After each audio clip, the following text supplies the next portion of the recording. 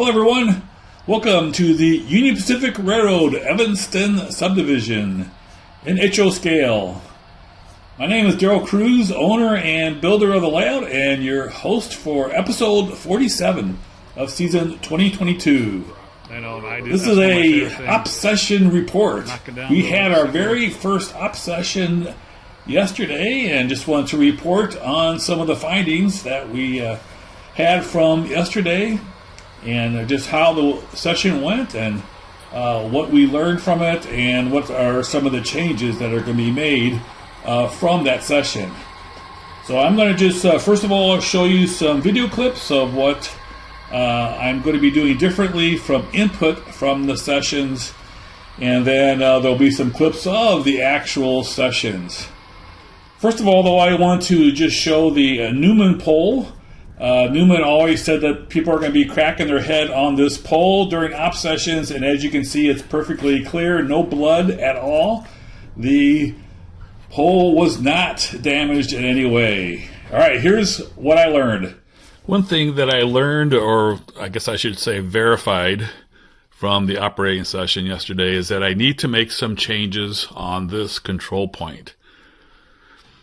And I'm not sure why I didn't think about it when I built this, but the way the turnouts are configured to come into the yard from this direction, you can only come into the yard from one of the two main line tracks. So you can come in from this track and go into the yard, but if you're in this track here, there isn't any way to go into the yard because the crossover is on the wrong side. So what I'm going to have to do is take these two turnouts here, and I'm going to need to move them to right here. And I think there's enough room here, so the curve doesn't start till about right here.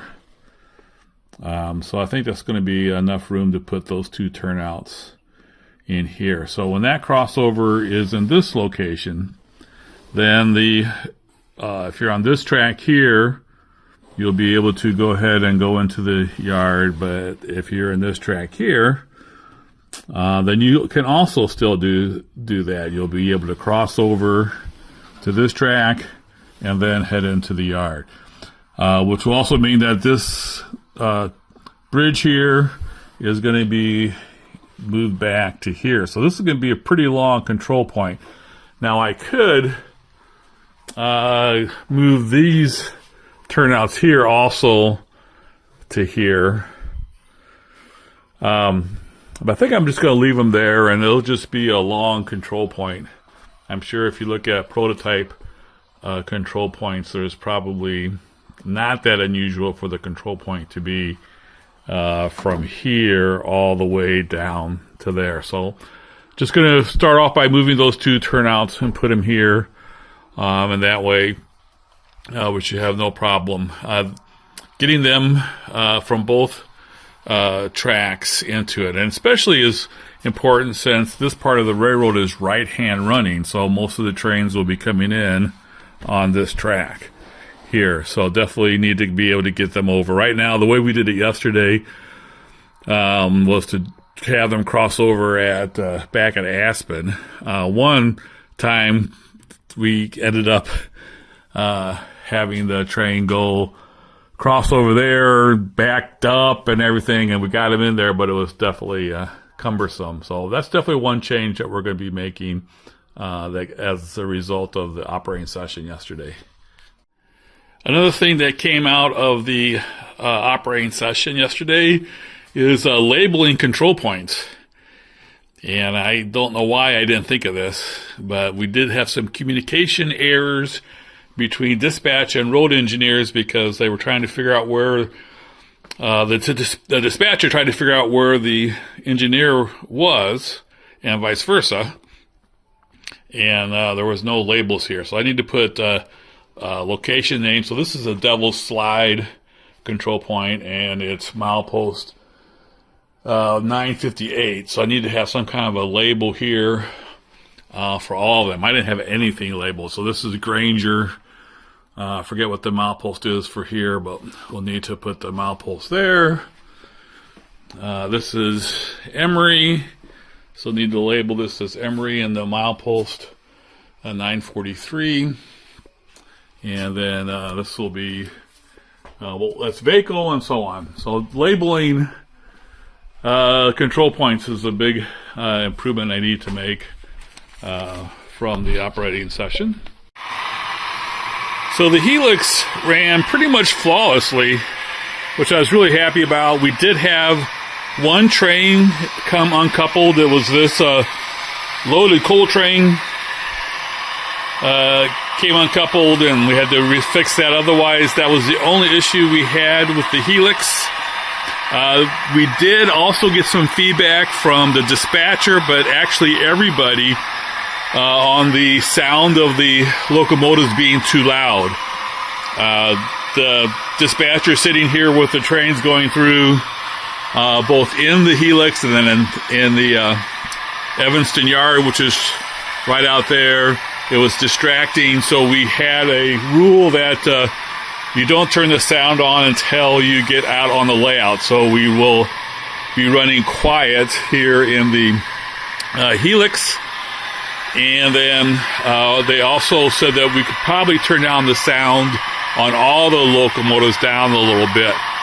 That when we had them all running, it was a little noisy.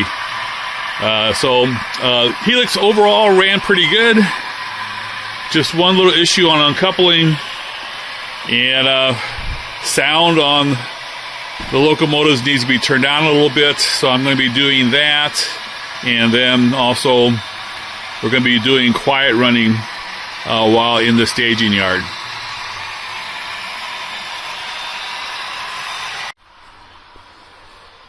Having this showing up on the TV screen here, this is a mirror of the dispatcher's panel. So we did have a lot of people when they were not running trains.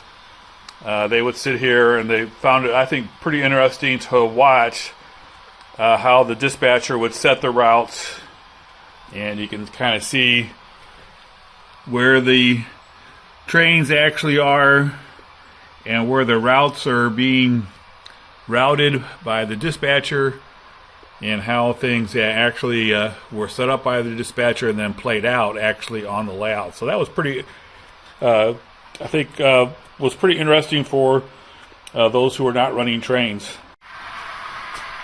I am going to take some time to set the sound levels for all the locomotives, and I'm going to use a sound recording app on my phone, and I'm going to try and set all the prime movers at the same sound level, the horns at the same sound level, and the bell at the same sound level. So this one's not too loud. This will probably be maybe a little bit loud, toned down from this right here. And then I'm trying to get them all to be at the same sound level. There were some, I think, a general agreement by everybody that the sound could be turned down a little bit. Some of them commented that they had sometimes trouble seeing exactly where their trains were because they heard what they thought was their train and it actually was a train from somebody else. So definitely going to be doing some work on getting the sound levels at the right level. Everybody very much liked the instructions that I had for each train. So I had basically 6 trains coming out of each end, so we had 6 instructions for sets for one for each train, and I stacked them here in order that I wanted the trains to run, so people could just come here, pick up the train that they were going to do, and they could open this up, and it had instructions and information not only about this particular train. These were instructions for this particular train, but then just general rules, function keys, and then it also had the lead locomotive number, the track that it's on, and the GCC address. So that was worked out pretty well for those. Hey, so I also, this week, one thing I did get done was installing some more lights under the second level.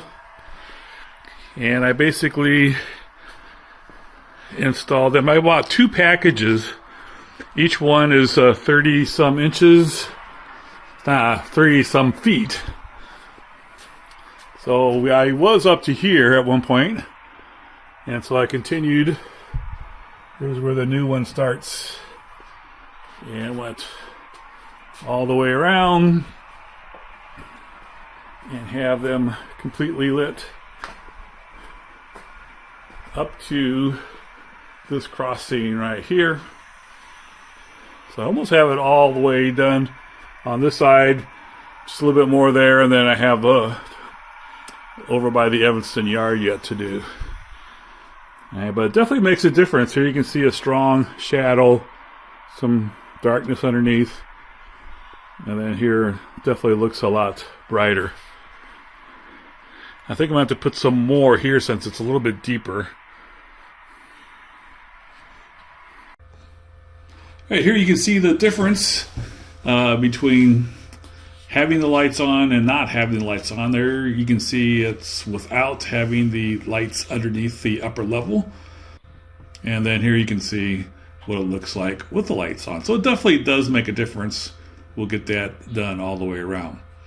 All right, up next is actual clips from the operating session yesterday. Did not get as much as I would have liked to, but it's just going to be good to see how things turned out and how things went. Thanks so much for watching. Have a great week, everybody. Take care.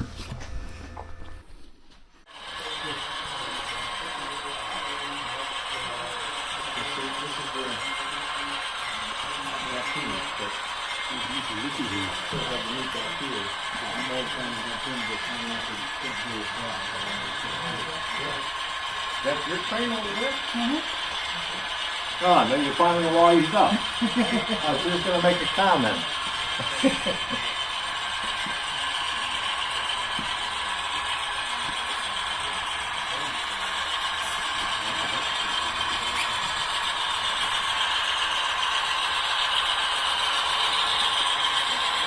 That's cool. So F6 is ditch lights. Yeah. Do you have them on? Well, I had them off while I was leaving this train. Oh, is that how they do it? Oh, yeah. Cool, I didn't know that. Yeah. That westbounder was a little late in shutting his off. I didn't put that down anywhere. I didn't even realize that they do that. The only thing I can't remember is it horn and bell through tunnels or just the bell? I don't know. Yes. I think horn entering and bell all the way through. Horn to warn people trains coming through and bell through. See, I never knew that you could turn your ditch lights off for approaching other trains. Yeah. Or even Yeah, so they're not blinded. And so alert people know that I'm not moving. Oh, I got you.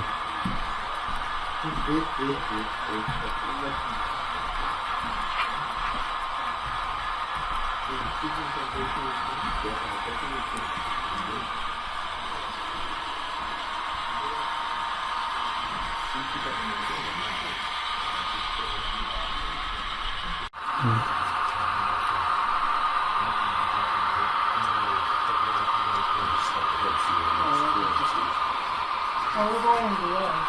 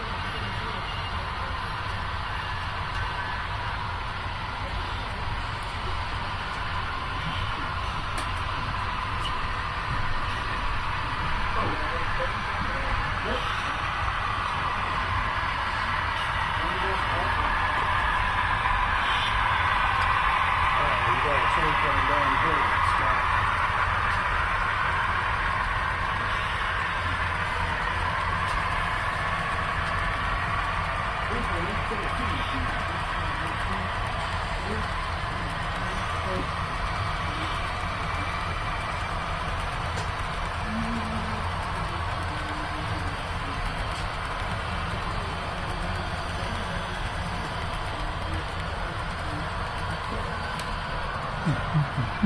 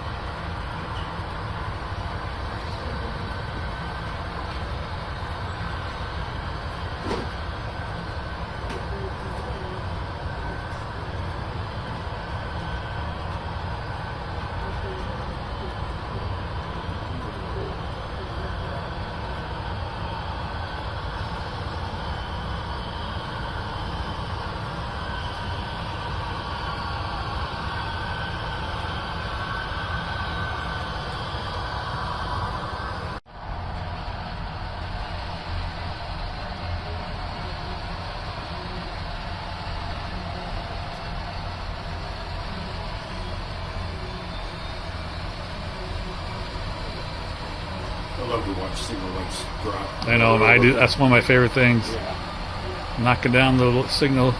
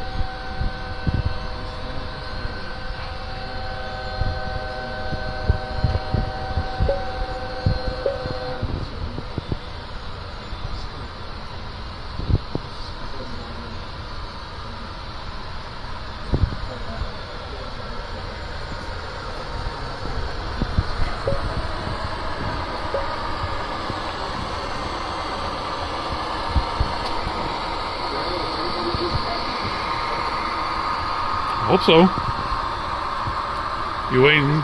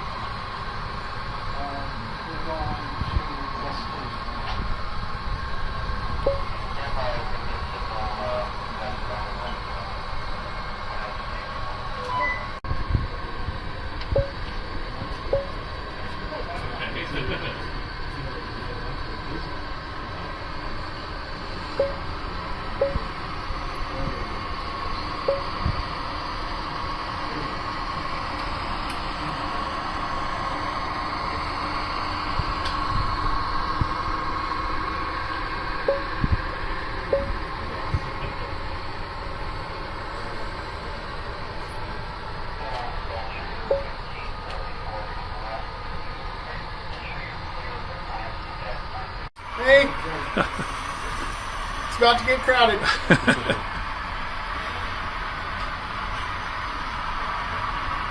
I think they would have it as they come out.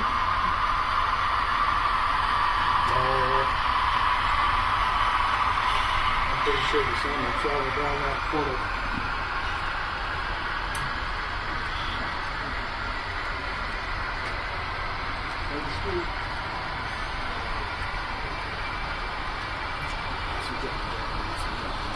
It's going pretty good so far, I think. Mind your